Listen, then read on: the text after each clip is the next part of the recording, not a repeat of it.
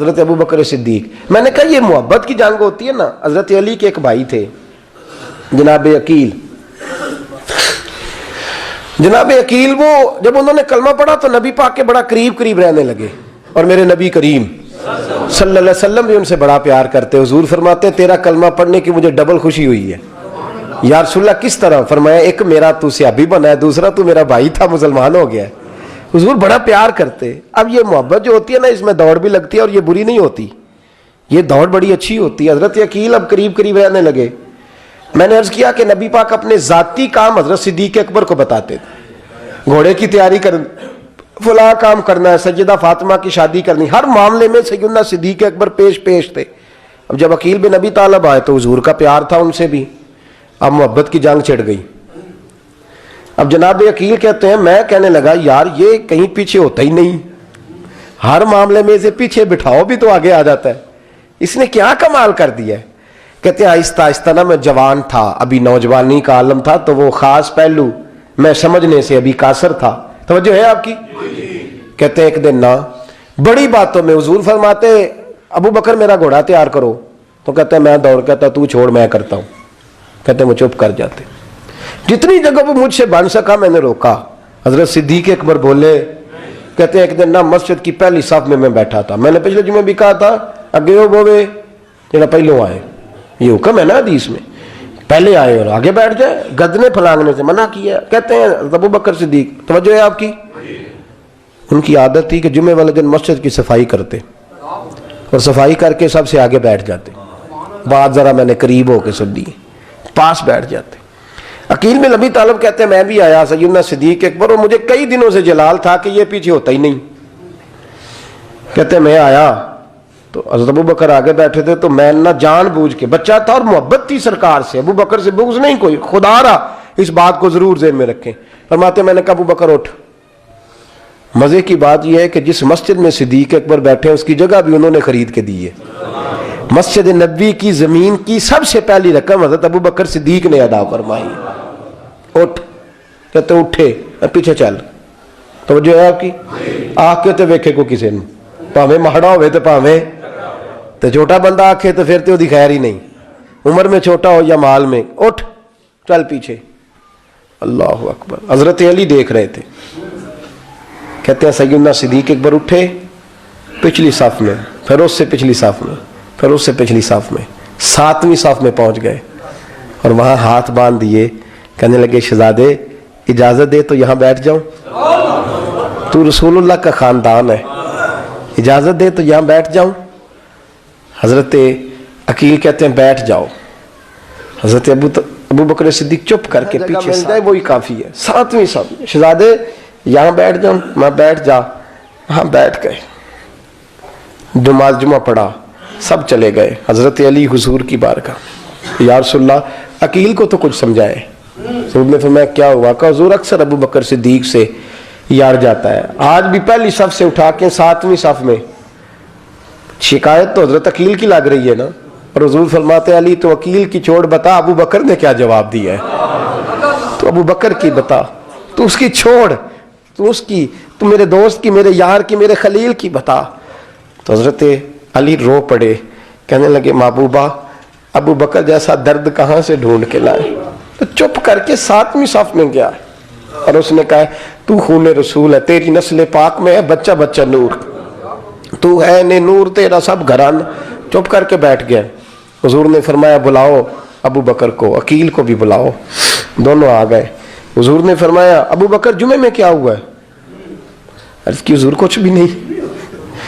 حضور نے فرمایا تجھے کسی نے صاحب سے اٹھایا؟ کہا نہیں نہیں یا رسول اللہ نہیں. آپ کو کسی نے بتایا؟ حضور کیا؟ فرمایا نہیں میں نے سنا ہے کہ تجھے عقیل نے. کہا حضور وہ شہزادے آئے تھے, انہوں نے یار اتنا جذبہ دنیا کہاں سے ڈھونڈ کے لائے گی. بلے شاہ اوتھے ککھ نہیں بچدا جتھے عشق نے لایا ڈھیرا. کہا حضور یار یہ لفظ تاریخ میں ڈھونڈو گے تو نہیں ملے گے.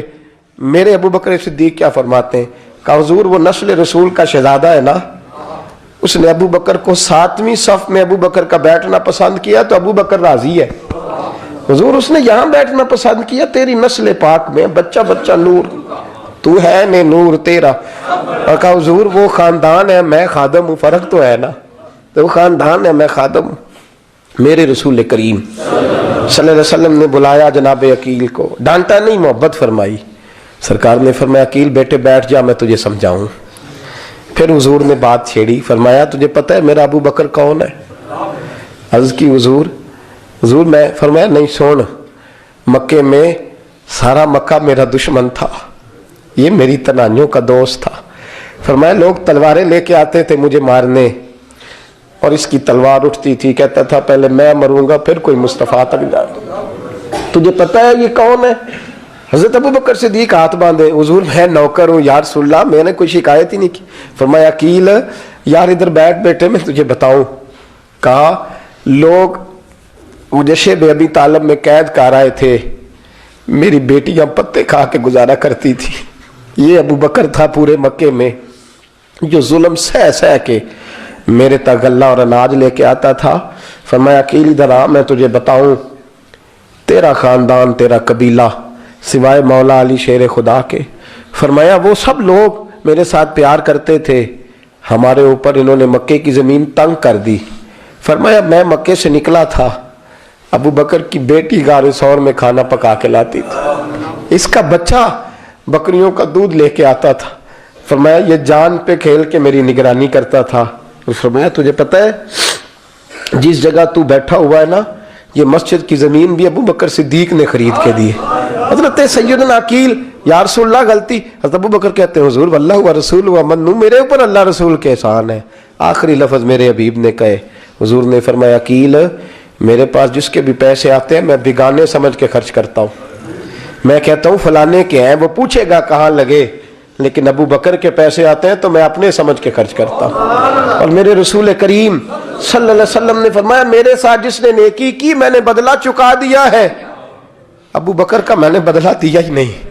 قیامت کے دن جب سب جنت میں جانے لگیں گے تو میں اس کا بازو تھام کے اللہ کی بارگاہ میں لے جاؤں اور میں کہوں گا یا اللہ میرے مولا، کلمہ پڑھنے سے لے کر غار تک، غار سے بدر تک، بدر سے احد، حنین، خندق، تبوک اور مزار تک، یا اللہ اس کی بڑی نیکیاں ہیں، اسے تو ہی بدلا عطا فرما۔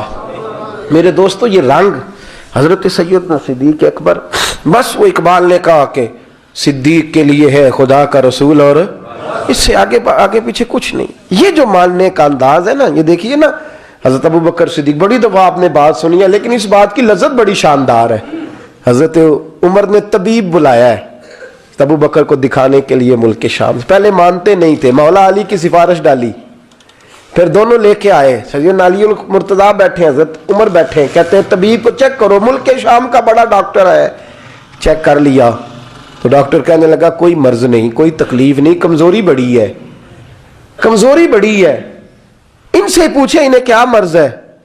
تو حضرت عمر کہنے لگے یار بول کیا مسئلہ ہے تجھے، کیوں اتنا کمزور، اتنا بیمار رہتا ہے، کیا پرابلم ہے، کیا مسئلہ ہے؟ تو حضرت ابو بکر صدیق نے آنکھیں کھولی اور کہنے لگے عمر تو قسم اٹھا کے بتا، تجھے پتا نہیں مجھے کیا مسئلہ ہے؟ تو اٹھا نہ قسم، جنہاں دے دل بر جانی وچھڑن، کون روے پھر تھوڑا، سب روگاں دائی روگ محمد جس کا نام وچھوڑا۔ تجھے نہیں پتا تو بول، اگر خبر ہے تو پوچھتا کیوں ہے؟ میرے دوستو کمال دیکھو، مدینے میں آج بھی مصطفیٰ کو سلام کرو تو ساتھ ہی صدیق اکبر لیٹے ہوئے، ساتھ ہی لیٹے ہوئے مدینے میں۔ حضرت ابو بکر صدیق روز رات کو جا کے اس کے گھر کا کام کاج کر کے آتے۔ کام بتاؤں کیا تھا اس کا؟ جاگ رہے ہیں آپ لوگ؟ اس زمانے میں نا لوگ باتھ روم گھر میں بنا لیتے تھے، شاید پرانے لوگوں نے دیکھے ہوں، وہ اس کے اندر ہی پیشاب پخانہ رہتا تھا، وہ آتے تھے ملازم تو وہ اٹھا کے باہر پھینکا کرتے تھے، وہ بی بی گھر کے اندر پیشاب کرتی، نابینا ہے، وارث کوئی نہیں، ابو بکر صدیق آتے، امیر آدمی اور اس کا وہ پخانہ پیشاب اٹھا کے باہر پھینک کے آتے، پھر اس کے گھڑے میں پانی بھر کے لاتے، پھر اس کے گھر میں جھاڑو دیتے، پھر اس بوڑھی عورت کو کھانا کھلاتے، پھر اس کو خرچہ دیتے، پھر اس کو کہتے کہ فلاں آدمی کی تیرے پڑوسی کی میں نے ڈیوٹی لگا دی ہے، ضرورت ہو تو اس کو کہہ دینا۔ بڑے زمانہ خدمت کی۔ ایک دن حضرت عمر فاروق اس بی بی کے دروازے پہ چلے گئے، دستک دی، اس نے کہا کون ہے دروازے؟ کہا میں عمر فاروق ہوں، عمر بن خطاب ہوں، پتہ چلا ہے آپ لوارث ہیں، میرا دل کرتا ہے میں آپ کے گھر کا کام کاج کر دیا کروں۔ تو بی بی کہنے لگی نہیں، ایک بندہ آتا ہے کئی سالوں سے وہ کر رہا ہے، مجھے وہی ٹھیک ہے. ایک آتا ہے بڑے سالوں سے کام کرتا ہے، وہی ٹھیک ہے. تو حضرت عمر کہنے لگے میں نے بھی کام ہی کرنا ہے، کچھ اس سے کرا لے، کچھ مجھے موقع دے دے نیکی کا. کہنے لگی نہیں وہی ٹھیک ہے. تو فرمانے لگے میرے اندر کیا نقص نظر آیا ہے، اماں جی مجھے بھی ٹائم دیں. تو بی بی کہنے لگی نہیں وہی صحیح ہے. حضرت عمر جذباتی آدمی تھے، جلالی آدمی تھے، کہنے لگے میں نے کہا نہیں مجھے بتاؤ میں کیوں نہیں کر سکتا. تو بوڑھی اماں کہنے لگی تجھ میں اور اس میں فرق ہی بڑا ہے. کہا وہ کیوں؟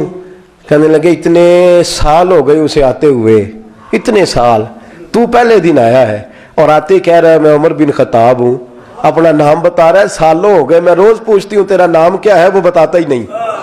وہ کہتا ہے اماں میں کام صحیح کرتا ہوں تو نام کو چھوڑو، نام بتا کے کیا کرنا ہے. فرمایا یہ تھوڑا فرق ہے، اس نے اتنے سالوں میں نام نہیں بتایا اور تو پہلے دن ہی آگے کہہ رہا عمر بن خطاب ہوں. تو ابا جی کا بھی نام بتا رہا ہے، میں نے نہیں کام کرانا، مجھے وہی صحیح ہے. نام نہیں بتاتا، نوکری پوری کر جاتا ہے. حضرت سیدنا عمر فاروق فرماتے ہیں میں تہجد کے وقت جھاڑیوں میں چھپ کے بیٹھ گیا.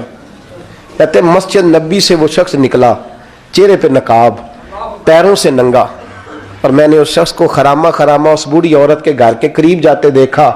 تو پیچھے سے جا کے میں نے کہا او مسافر چہرہ تو دکھا. تو کہتے ہیں چہرہ اٹھایا تو ابو بکر صدیق تھے، صدیق اکبر تھے. حضرت عمر فاروق فرماتے ہیں میں نے کہا تو جوتی کو اتار کے آتا ہے؟